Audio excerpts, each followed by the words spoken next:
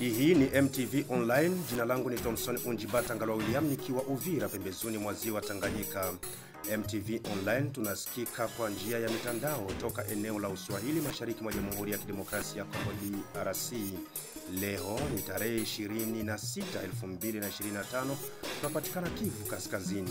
Matangazo yetu yapatikana kupitia mitandao yetu ya www.mtv1news.com, Facebook andika MTV News DRC, Twitter ama X ni @MTVDRC, LinkedIn ni MTV News, pamoja na redio shirika za FM Kivu Kaskazini nchini Jamhuri ya Kidemokrasia ya Kongo ikiwemo Radio Oasis Beni, RTGL Butembo na Kirumba Lubero, Radio Setrobo huko Kimbulu wilayani Lubero, RCK Lubero, Rakovu huko Kiwanja Ruchuru, Global Walk huko Mutwanga Beni, Sak FM huko Masisi, ila pia LFM mjini Goma.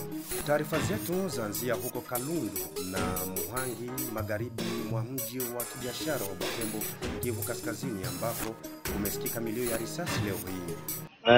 Kwa kweli mimi ninakuita kutoka mji wa Butembo. Taarifa ni kwamba risasi ililia tangu asubuhi kutokea kijiji kinachoitwa Kalundu na waliendelea mpaka kijiji cha Mabambi wakielekea kwenye makao makuu ya wazalendo ambao wako mlimani Muhola. Wizi wa ngawira wapora pesa katika mji wa Biakato wilayani Mambasa mkoani Ituri. Wizi wa ngawira wanaendelea kupora mali ya raia, zaidi sana wafanyabiashara wanalengwa, na kulingana na habari ambazo tuko nazo kwa sasa waonekana wale wamoja wa wizi wa ngawira, miongoni mwao wanaonyoshewa kidole cha lawama ni wanajeshi wa FRDC, ambao kuna mwanajeshi mmoja anajifanya kuwa anahitaji msaada, lakini usiku anaombaomba, lakini usiku ukifika anakuja na hao wizi wa ngawira, jambo ambalo linaendelea sana kuleta hofu kali miongoni ya wakuu mbalimbali wafanya biashara wanaopatikana hapa jijini Biakato. Hayo na mengine mengi, karibu kuungana nami. Taarifa kutoka wilayani Lubero zasema jeshi la Jamhuri ya Kidemokrasia ya Kongo FARDC likishirikiana na jeshi la Uganda UPDF wameanza msako wa makundi yenye silaha kinyume na sheria pembezoni mwa mji wa kibiashara wa Butembo. Kaniki Salom, mwanaharakati wa kutetea haki za msingi ya kibinadamu wilayani Lubero, anazungumza. Kwa kweli sababu inayoweza kupelekea hiyo hali ni kutokuelewana ndio inaweza pelekea hiyo hali iweze kufika. Kwani ikiwa nitakumbuka sio siku nyingi wakuu viongozi wa serikali na wametangaza wa kijeshi ya kama kila kundi lolote la kizalendo waweze kujielekeza kwenye kambi ambayo wamefungua kwa maeneo ya Nyaleke, yani pembeni na miji ambayo ambayo wazalendo waliweza kutokea ili wafunzwe kijeshi. Sasa ikiwa kumekuwa kutokuelewana, ndio inaweza kupelekea hiyo mapambano iweze kujitokeza. Lakini kile ambacho kinachoweza kufanyika, mimi kama mtetezi wa haki za binadamu ndani ya shirika Sidope na yule ambaye amekomaa kwa eneo hii akishuhudia vita ya kila siku M23, CNDP, CJRCD, kinachoweza kusaidia ni watu hawa waelewane haraka iwezekanavyo, kwani ni wakazi wa maeneo haya, wakazi ambao kila siku wao wakisikia masasi ya M23. Sasa wale ambao walikuwa wakipigana pamoja, wakisaidiana pamoja, wageuziane mtutu, hiyo sio jambo nzuri, ni jambo ya kukatisha tamaa. Twaomba haraka iwezekanavyo hawa wakae na waweze kupata suluhisho haraka iwezekanavyo, kwani wakazi wa maeneo maeneo hayo wameteseka siku nyingi. Lakini hata hivyo, nimezungumza muda mfupi uliopita naye Mate Sanane, mratibu wa shirika la kirahia katika mji wa Butembo. Lipoje hili? Kwa kweli mimi ninakuita kutoka mji wa Butembo. Taarifa ni kwamba risasi ililia tangu asubuhi kutokea kijiji kinachoitwa Kalundu na waliendelea mpaka kijiji cha Mabambi wakielekea kwenye makao makuu ya wazalendo ambao wako mlimani Muhola. Na alafu habari ambazo tunazo kwa sasa hiyo FARDC na EPDF ndio walikuwa wakipigana na hawa wazalendo. Wanapigana kwa nini? Kwa sababu wazalendo wanashirikiana na jeshi la Kongo. Inaonekana hao wazalendo wa ngambo hiyo bado hawajakubali kushirikiana na jeshi la Kongo. Na hiyo ndio nafikiri ndio inaweza kuwa tatizo. Sasa nyinyi kama mashirika ya kiraia mnadhani nini inaweza kuwa suluhisho? Kwa sababu FARDC ni raia wa Kongo. Wazalendo ni watu wa Kongo. Sasa wenyewe kupigana kati yao. Ikiwa watakamata option ya kupigana na wale ambao bado hawajaingia kwenye muungano ya wazalendo, italeta mzozo mkuu.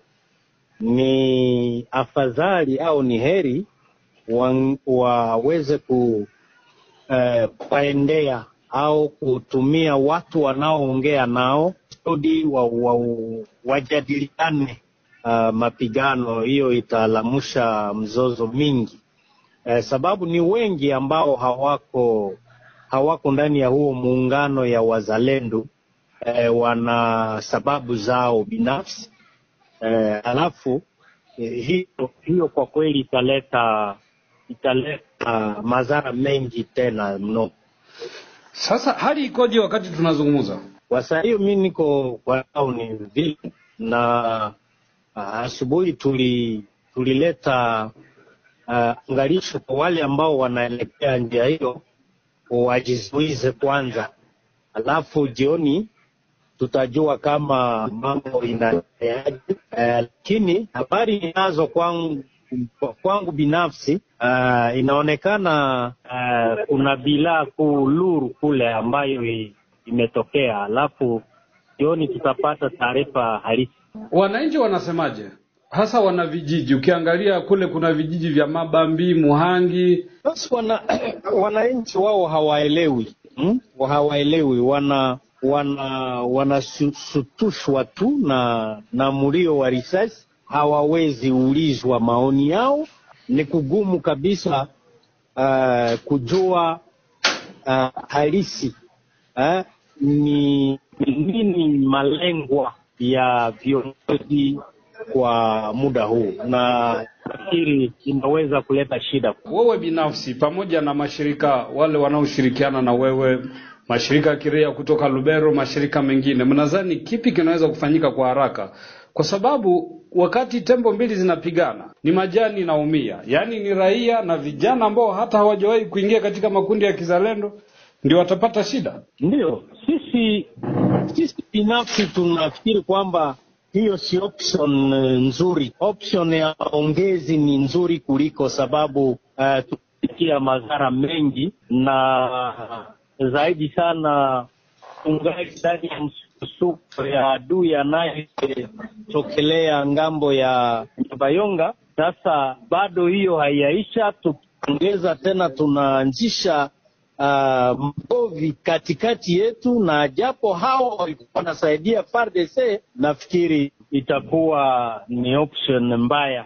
Hiyo sisi tumeonesha kwamba si nzuri,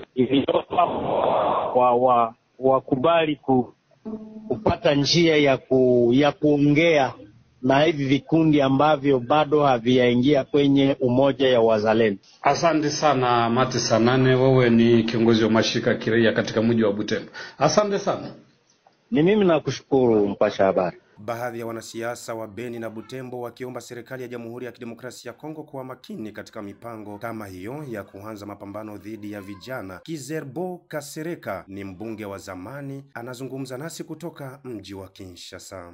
Hatua hii ambayo UPDF na FARDC imeikamata kuweza kuwasaka wazalendo ni hatua mbaya sana, kwa sababu wazalendo walikuwa wakipigana pembeni ya FARDC kuweza kuwasaka maadui, lakini wakati wanawageuzia mtutu, hiyo ni hali mbaya, na huenda vijana wengi walikuwa wamejitoa ili kuweza kusaidia jeshi letu.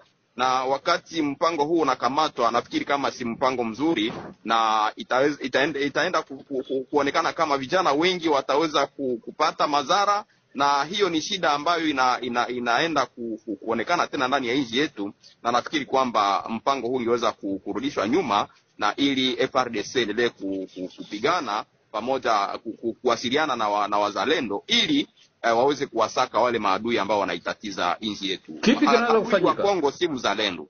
Ya kufanyika ni kwamba waweze kuongea na kuona namna gani wanaweza kufanya mapigano ya pamoja, namna vile walikuwa wakiwasiliana kwa mbele, lakini sio kuweza kuwasaka na kuweza kutafuta kupigana tena wazalendo na FARDC. Hiyo si hali nzuri. Mbali na hayo, kumekuwa mkataba mpya kati ya jeshi la Uganda UPDF na serikali ya Kongo. Pengine mnadhani huu mkataba mpya utasaidia nini? Mkataba mpya huo nafikiri kwamba ni kuendelesha tu ule mkataba ambao uliweza kusainiwa. Namna ninavyozoea kusema, UPDF inafanya kazi vizuri maeneo ya Beni, Ituri kwa kuweza kuwasaka maadui wa ADF, lakini maeneo ya Bunagana tukusahau kwamba ni UPDF ambayo iliweza kurahisisha M23 kuweza kuingia maeneo yale. Na kila mara nazoea kusema kwamba UPDF inacheza two face, yani inakuwa na ngambo hii inasaidia jeshi letu, na ngambo nyingine inaweza tena kusaidia jeshi wale maadui, na huo si mchezo mzuri. UPDF ingeweza kujisalimisha mzuri na kuonesha upande wake ili kuweza kusaidia jeshi letu kwa kweli na kuweza kuwasaka maadui ambao maadui kwa sasa ni ADF pamoja na M23. Lakini kuna wengine wanasema kwamba ni lazima Kongo kujenga jeshi lake kuliko kutegemea jeshi la kigeni. Hiyo ni lazima, na tumeomba jambo hili tangu zamani, kwa sababu nchi yetu haitaweza kuokolewa na wageni. Ni lazima kuweza kujenga jeshi ambalo linakuwa na nguvu, na tulifikiri kwamba tukiweza wameenda kwa mafunzo huko Nyaleke na nafasi zingine, kuna wale ambao wangeingia ndani ya jeshi letu na tuweze kujenga jeshi ambalo lina nguvu na ambalo litaweza kama vile wakati wa hayati Mobutu jeshi letu lilikuwa na nguvu na hakuna hata nchi moja ambayo ilikuwa inatoa. Lakini sasa jeshi letu linakuwa vuguvugu kwa sababu kumeingia na wagugu ndani yake, na magugu ni mengi kati ya jeshi letu. Wananchi wasubiri nini? Wananchi wasubiri kwamba wakati tutajenga jeshi ambalo ni jeshi nzuri, ndipo hapo vita vitaweza kukamatwa vizuri na kuweza kupigwa. Lakini wakati tunategemea tu jeshi la nje ndio litusaidie, ni kuendelea tu kudidimia, na amani ambayo ni ya kudumu hatutaipata kabisa hapa karibuni. Tukitoka huko tunaelekea Biakato ambako watu wenye silaha wameanza uporaji wa mali ya wananchi katika mji ambao ulikuwa umepata usalama hivi karibuni. Erasto, ukiwa huko Biakato, lipoje hili? Wezi wa Ngawira wanaendelea kupora mali ya raia, zaidi sana wafanyabiashara wanalengwa, na kulingana na habari ambazo tuko nazo kwa sasa, waonekana wale wamoja wa wizi wa Ngawira, miongoni mwao wanaonyoshewa kidole cha lawama ni wanajeshi wa FARDC, ambao kuna mwanajeshi mmoja anajifanya kuwa anahitaji misaada, lakini usiku anaombaomba, lakini usiku ukifika anakuja na hao wizi wa Ngawira, jambo ambalo linaendelea sana kuleta hofu kali miongoni ya wakuu mbalimbali wafanya biashara wanaopatikana hapa jijini Biakato. Ukiwa hapo Biakato, hali ikoje kwa jumla kwa wakulima, na umezungumza na nani kuhusiana na hili tukio?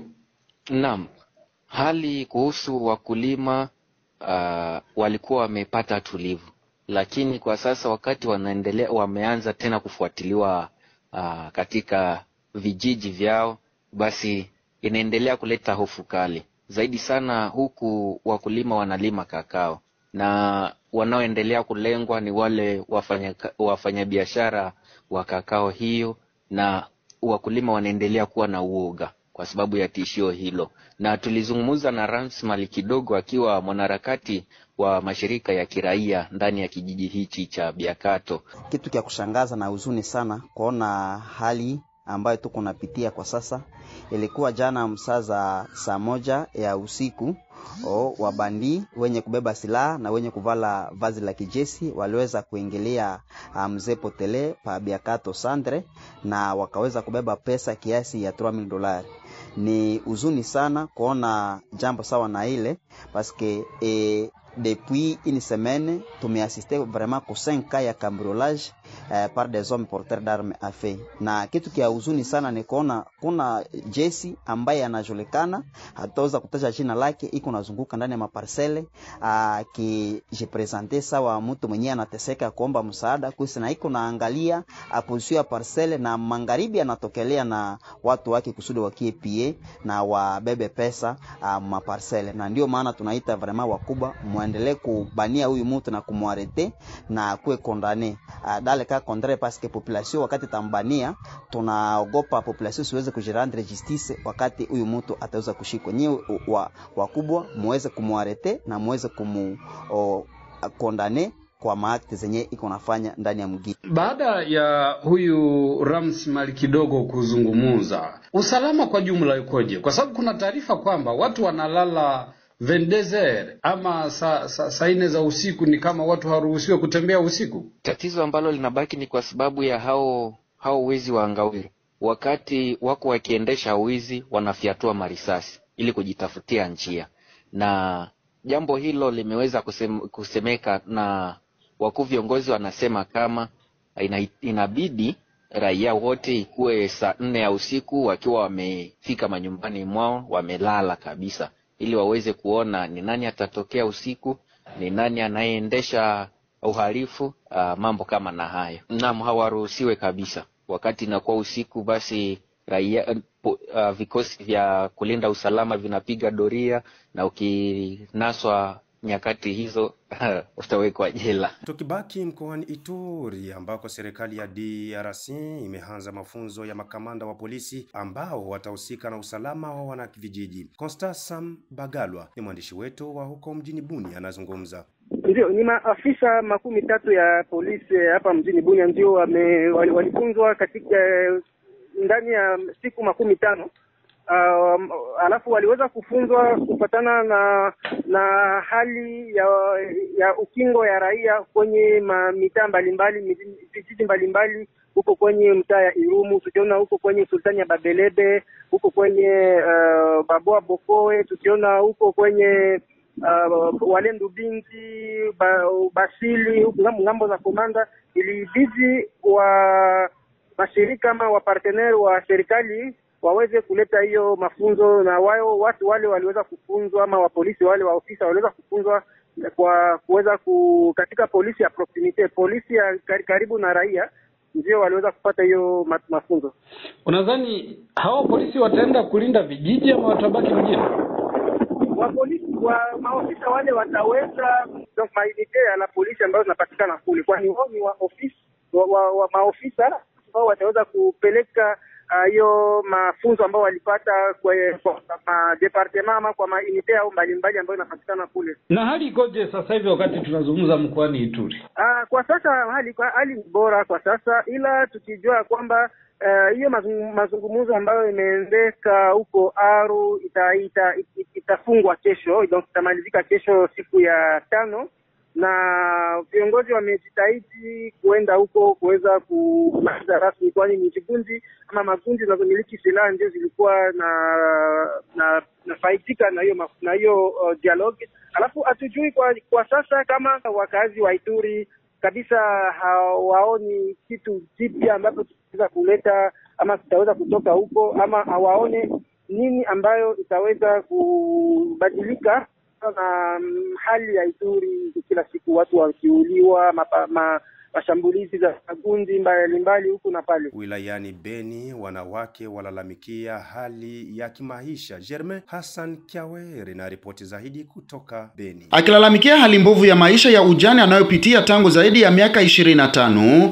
Katungu Musa Florin, mjane wa miaka zaidi ya 50, amefia mume wake akiwa na miaka 30.